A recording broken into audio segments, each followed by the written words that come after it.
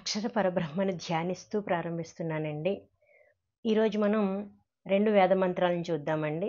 ఇందులో మొదటిది ఏం చెప్తుందంటే, ఈ సృష్టిలో దేవునికి సాటి సమానము ఎవరూ లేరు అని.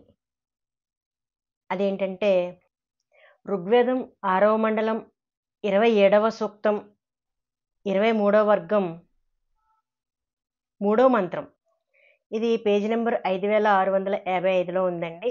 అక్కడ ఏమనుందంటే భావార్థం, ఓ మనుషులారా, ఎవని మహిమ వంటి మహిమ, ఐశ్వర్య సామర్థ్యముల వంటి సామర్థ్యము మరియు స్వరూపము నుండదో అట్టి సర్వవ్యాపకుడు సర్వాంతర్యామి యగు జగదీశ్వరునే నిరంతరము ఉపాసించవలెను.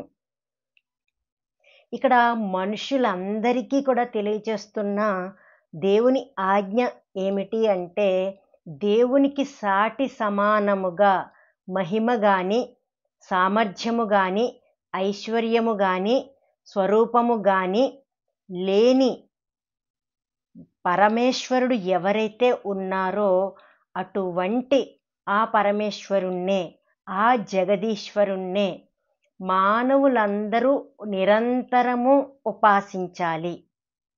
చూడండి, ఉపాసించుచుండు చాలా క్లియర్గా ఆజ్ఞాపించడం జరిగిందండి, నిర్దేశించడం జరిగిందండి. ఎటువంటి దేవుణ్ణి అందరూ కూడా, అంటే మానవులందరూ, మనుషులందరూ ఎటువంటి దైవాన్ని ఉపాసిస్తూ ఉండాలి నిరంతరము. ఒకసారి గమనించండి, ఆయనకున్నట్టి మహిమ ఇంకెవరికీ లేదు, ఆయనకున్నట్టి ఐశ్వర్యము ఇంకెవరికీ లేదు, ఆయనకున్న సామర్థ్యము ఇంకెవరికీ లేదు. అటువంటి సర్వాంతర్యామి, సర్వవ్యాపకుడు అయిన ఆ జగదీశ్వరుణ్ణే మానవులందరూ నిరంతరము ఉపాసిస్తూ ఉండాలి అని నిర్దేశిస్తుందండి. ఈ మంత్రం ద్వారా మనకి తెలుస్తున్నది ఏంటంటే, దేవునికి సాటి సమానము ఈ జగత్తులోనే లేడు, ఈ విశ్వమునందే మరొకడు లేడు. కాబట్టి ఈ జగత్తులో, ఈ ప్రకృతిలో, ఈ విశ్వంలో ఆయనతో సాటి సమానము ఎవరికీ కల్పించకూడదు అని స్పష్టమవుతుంది కదండి. అలాగే ఇటువంటి పరమేశ్వరుణ్ణే మానవులందరూ ఉపాసించాలి అని ఇంకో మంత్రంలో తెలియచేయడం జరిగిందండి. అదెక్కడ అంటే ఋగ్వేదము 6వ మండలం 29వ సూక్తం 1వ వర్గం 5వ మంత్రం. అక్కడేముందో చూడండి, ఓ మనుష్యులారా, ఎవడు అనంత గుణకర్మ స్వభావము గలవాడో, అన్నిటినీ ప్రబంధపరచువాడో, ఉపాసించబడి సుఖముల నిచ్చునట్టి ఏ పరమేశ్వరుడు గలడో ఆయనయే మానవులందరకు ఉపాసించదగినవాడు. చాలా స్పష్టంగా ఆయన లక్షణాలు, ఆయనని మనం ఉపాసిస్తే ఆయనే మనకు సుఖములను ఇవ్వగలవాడు, అన్నిటినీ ప్రబంధపరచువాడు అంటే రచయిత. మనం ఇంతకుముందు కూడా చెప్పుకున్నాం కదండి, వేదం సకల జగద్ రచయిత 31 యజుర్వేదము 31:1లో తెలుసుకున్నాము, ఆయన సకల జగద్ రచయిత అని.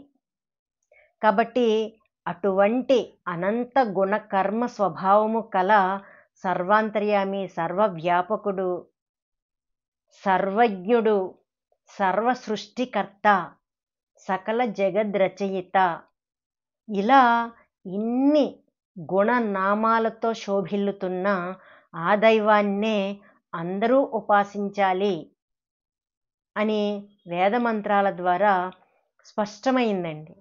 ఇటువంటి వేదమంత్రాలను ఇటువంటి వివరణతో నేను అందిస్తున్నాను కదా, కానీ కొంతమందికి ఇది తిక్క సోది, సొంత సోది అనిపించిందంటండి. ఒకరన్నారు, సుత్తి వినే ఓపిక లేదమ్మా అని అడిగారు. హిందూ గ్రంథమైన, ప్రామాణిక గ్రంథమైన వేదం నుంచి స్వయంగా ఆ పేజీ మీ ముందు ఉంచుతూ శాస్త్ర ప్రమాణంగా చెప్తున్న దానిని వినే ఓపిక లేదు అని అంటున్నారంటే మరి మీరు మోక్షాన్ని ఎలా ఆశిస్తున్నారండి? అలాగే దీనిని తిక్క సోది, సొంత కథలు అనుకుంటున్న వారు ప్రమాణాలు చూపించి చెప్తున్న విషయాన్ని వక్రీకరిస్తున్నారు కదా! మరి స్వయంగా మీరు వేదంలో ఉన్నది కాకుండా దానికి విరుద్ధంగా చెప్తున్న వారి మీద ఎందుకండి మీ గళం విప్పట్లేదు? ఎందుకంటే మీకు కూడా ఆ భావజాలము, ఆ పదజాలమే నచ్చినట్లుంది. మీరు అదే ఇష్టపడుతున్నారు. కాబట్టి మీకిది నచ్చట్లేదు. కానీ ఎవరు ఏమి అన్నా కూడా పరమేశ్వరుడికి ఏది ఇష్టమో, పరమేశ్వరుడు ఏది చెప్పమన్నాడో అదే చెప్పడం, అదే వినడం మనకి శ్రేయస్కరమండి. చూసారుగా ఈ 2 మంత్రాలు. దేవుడికి సాటి సమానము కల్పించకూడదు. ఆయనతో సమానమైన మహిమ గాని, ఐశ్వర్యం గాని, సామర్థ్యము గాని ఉన్నవాడు మరొకడు లేడు. అటువంటి సర్వవ్యాపకుడు, సర్వాంతర్యామి అయిన ఆ జగదీశ్వరుణ్ణే మానవులందరూ ఉపాసించాలి అని చెప్తున్నప్పుడు ఈ విషయాన్నే కదండి నేను చెప్తున్నాను వీడియోలలో. ఇది సొంత సోది అయినప్పుడు మరి వేదం చెప్తున్నది ఏకేశ్వరోపాసన కదా! ఇప్పుడు మనం చూసాము స్వయంగా. ఆ ఒక్క ఈశ్వరుణ్ణే ఉపాసించాలి అని ఎన్నో మంత్రాలు ఇప్పటికి మీ ముందుంచడం జరిగిందండి. అంటే వేదం ప్రతిపాదిస్తున్నది ఏకేశ్వరోపాసన. మరి అది చెప్పని వారు, బహుదైవారాధన ప్రోత్సహించేవారు, వారు చెప్తున్నది తిక్క సోద, సొంత సోద, స్వయంగా వేదం చెప్తున్నది సొంత సోది, తిక్క సోదీనా అని ప్రశ్నించాలి కదండి. అలాగే ఈ జగత్తులో ఆయన వంటి శక్తి, సామర్థ్యాలు, మహిమ, ఐశ్వర్యం, సంపద గలవాడు మరొకడు లేడు అని అన్నప్పుడు ఆయనతో సమానంగా ఇతరులను కూడా భగవంతుడే అని పూజిస్తున్న వారిని, దైవేతరోపాసన చేస్తున్న వారిని, ఆ దిశగా ప్రజలను ప్రోత్సహిస్తున్న వారిని, పక్కదారి పట్టిస్తున్న వారిని కదండి మీరు ప్రశ్నించాలి. వారిపై ఎందుకు మీ గళం విప్పట్లేదు? మీరెందుకు వేదంలో ఇలా ఉంటే అలా చెప్తున్నారు అని వారి మీద ఎందుకు మీ గళం విప్పట్లేదు? చెప్పండి. మనం చేయాల్సిన పని అదండి. ఎందుకంటే ఈ భౌతిక జగత్తులో ఏదో ఆశించి ఏదేదో చెప్పడము, ఏదేదో చేయడము కాదండి. ఏదైనా సరే పరమేశ్వరుడు మెచ్చేదయ్యుండాలి, పరమేశ్వరుడు చెప్పమన్నదయ్యుండాలి, పరమేశ్వరుడు ఆచరించమన్నదయ్యుండాలి. ఆయన ఆజ్ఞానుసారం మనం ప్రవర్తించాలి. అలా చేయాలి అంటే అక్కడ ఏముందో అందరికీ తెలియాలండి. విద్వాంసులు అనదగ్గ వారిని వేదం నిర్దేశిస్తుంది ఈ విధంగా విద్వాంసులెల్లరూ తెలుసుకోవాలి, తెలియజెప్పాలి అని. మరి ఈ పని చేయని వారిని కదండి ప్రశ్నించాలి. తర్వాత ఈ పేర్ల విషయంలో కూడా చాలామంది ఇబ్బంది పడిపోతున్నారండి. మీరు ఆ పేర్లు చెప్తున్నారు, ఈ పేర్లు చెప్పట్లేదు అని. మనం చెప్తున్న పేర్లు ఏవైతే ఉన్నాయో అవి భగవంతుడు పరిచయం చేసిన పేర్లండి. కానీ ఇవి ఇప్పుడున్న చాలామందికి తెలియదు. వారు చాలా అపోహలో ఉన్న కారణంగా చూడండి, యెహోవా అంటే యేసే అనుకుంటున్న వారు ఉన్నారు. పాపం అభం శుభం తెలియని వారు పాస్టర్ గారు చెప్పారు కదా, ఆ యేసయ్యే యెహోవా అనుకుంటున్నారు. కానీ యెహోవా అంటే అర్థం ఏంటండి? శాశ్వతుడు, అనంతుడు, ఎప్పటికీ ఉండువాడు అని కదా అర్థము. కానీ మరి యేసుక్రీస్తు వారు ఎప్పటికీ ఉన్నవారు కాదండి. ఆయన పుట్టారు, కనిపించారు, దేవుడు చెప్పిన కర్తవ్యాన్ని నెరవేర్చారు, దేవుడి వద్దకు వెళ్ళిపోయారు. ఆయనకి ఈ పేరు ఎలా శోభిస్తుందండి? అది తెలియచెప్పవలసిన బాధ్యత మన మీద లేదా? అలాగే ఓం అంటే అర్థం ఏంటండి?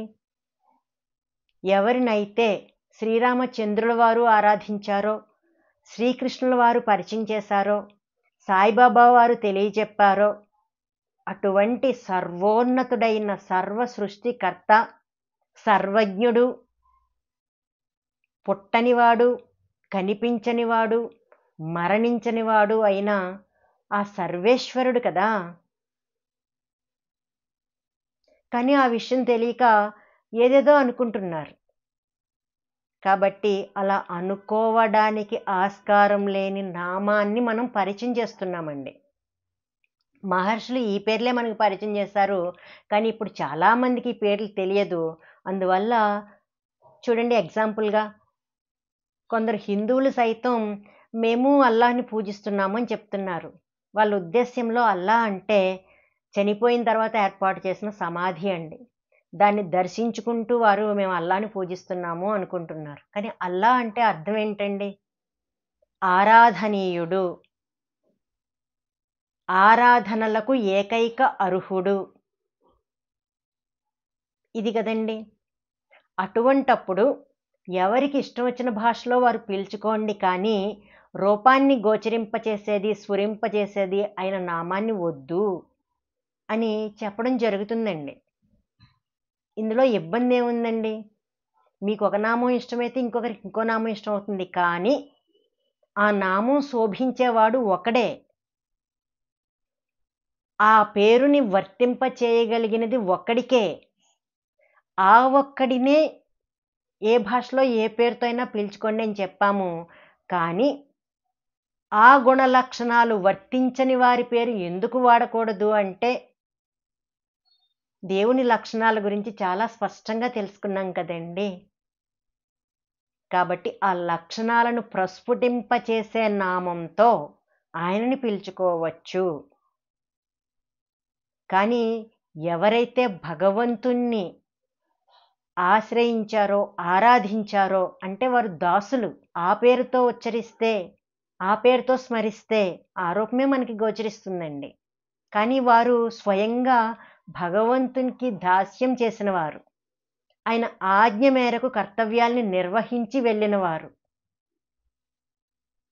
దైవము దాసుడు ఒకటి ఎలా అవుతారండి? కాబట్టి పేర్ల విషయంలో ఇది స్పష్టత అండి. వేద ధర్మం ఏదైతే చెప్పిందో అదే నేను తెలియచేస్తున్నాను. దయచేసి గమనించండి, మీరు కూడా స్వయంగా పరిశీలించండి. ఏ వీడియోలోనైనా వేద విరుద్ధంగా, శాస్త్ర విరుద్ధంగా ఏదైనా చెప్పడం జరిగిందా? జరగనప్పుడు అది నా సొంత సోది ఎలా అవుతుంది? నా సొంత కథలు చెప్పినట్టు ఎలా అవుతుంది?